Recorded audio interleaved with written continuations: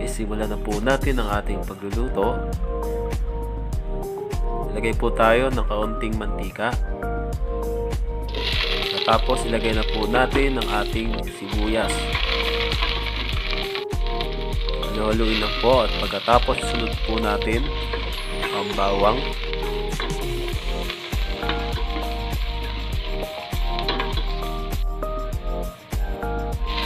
At isunod na po natin ang kamatis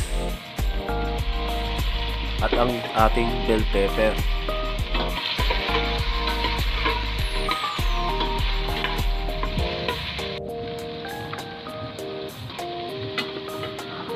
Tapos ilagay na po natin ang ating baboy, buto-buto ng baboy.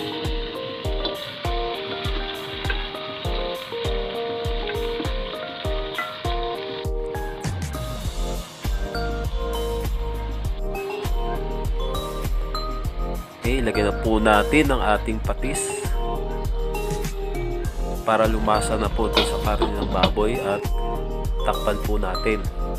At pagkakumulo po, ilagay na po natin ang ating pamintang durog at yung ating asukal.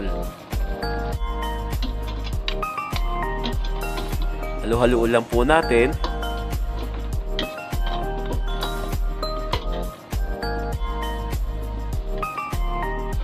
At takpan po ulit natin. Tapos check po ulit natin. Dahil medyo matutuyuan na po, ilalagay ko na yung unang gata.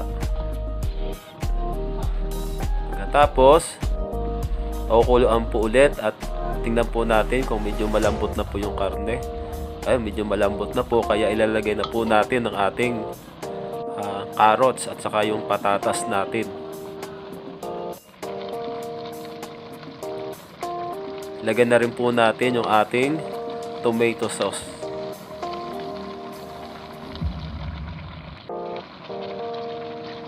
Magdadagdag po tayo ng 1 basong tubig.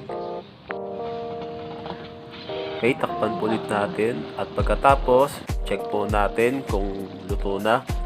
So luto na po dahil ilalagay na natin yung ating panghuling gata, yung pong tinatawag na kakang gata. Pagkatapos pakukuluan lang po ulit yan at ayan na po, malapot na po yung gata at yan, luto na po ang ating kalderetang buto-buto ng baboy na mayroong pong gata.